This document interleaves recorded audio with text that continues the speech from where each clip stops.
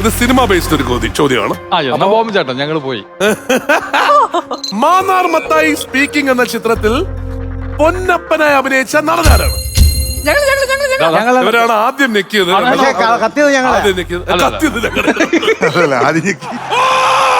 നിങ്ങളിത് കാണുക. ആ നമിത ആദ്യം കിടന്ന് വിളിച്ചില്ലേ, അതെന്താണെന്ന് അറിയോ? മോഹൻ ചേട്ടൻ കൈ പിടിച്ച് നിൽക്കിയതാണ്.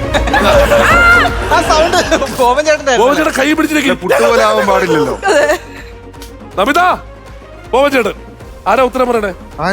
നമുക്ക് രണ്ടുപേർക്കും അറിയാം. അറിയാം, ഉത്തരം പറയും. ഇന്ദ്രൻ സേട്ടൻ. Absolutely right. സാധനം എടുക്കാൻ തങ്കപ്പൻ, കൺഗ്രാറ്റുലേഷൻസ്. ആരാണ് പോകുന്നത്? നമിതയാണോ? മോഹൻ ചേട്ടൻ 2 ദിവസം പ്രാക്ടീസ് ചെയ്തിട്ടാ വന്നേക്കാം. റെഡിയല്ലേ? മോഹൻ ചേട്ടൻ റെഡിയല്ലേ? റെഡിയല്ലോ?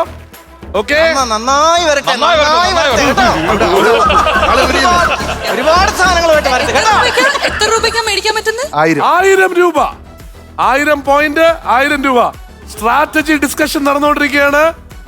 ഓടൂ, വാരൂ, നേടൂ. Cage open with ബാസ.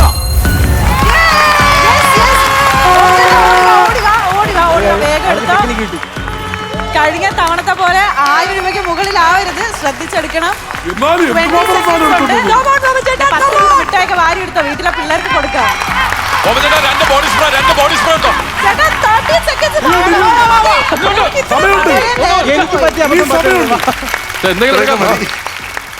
ചേട്ടാ, അപ്പൊ ഈ സാധനങ്ങൾ നമ്മളൊന്ന് സ്കാൻ ചെയ്യാൻ തുടങ്ങുക. ഒന്നുമില്ല, 330 രൂപ കേട്ടോ. വീട്ടിലും ഇതുപോലെ തന്നെയാണ് എപ്പോഴും അല്ലേ? വീട്ടിൽ ചേച്ചി പറയാറുണ്ട്, ലക്ഷ്മി ചേച്ചി പറയാറുണ്ട്. കൊടുത്ത പൈസക്ക് അകത്താണെങ്കിൽ കുഴപ്പമില്ല. കുഴപ്പമില്ല. എന്ത് കരുതി ഇത്രയും മോശമാക്കുന്നു? ഇതിപ്പോ നമിത അടി ഉണ്ടാക്കും. എനിക്കിവിടെ ഫസ്റ്റ് വൺ 380 രൂപ. ഓക്കെ, സെന്തിലിന്റെ വില. Fruit crush. ഓ, ആ സ്വഭാവം പോലെ തന്നെ. 170. സെന്തിൽ ഇപ്പൊ എന്നോട് പറഞ്ഞു, ഒരാൾക്ക് 1000 രൂപ എന്ന് വിചാരിച്ചാണ് ഞങ്ങൾക്ക് 2000 രൂപയ്ക്ക് പറിച്ചത്. ശാമ്പ്രാണിപ്പൊടിയൊക്കെ 25 വെച്ച് 4 25 rupees. 25 into 5 125 ഉള്ളൂ. 125. അപ്പൊ എത്രയാ എല്ലാം കൂടി? 675 അല്ലേ?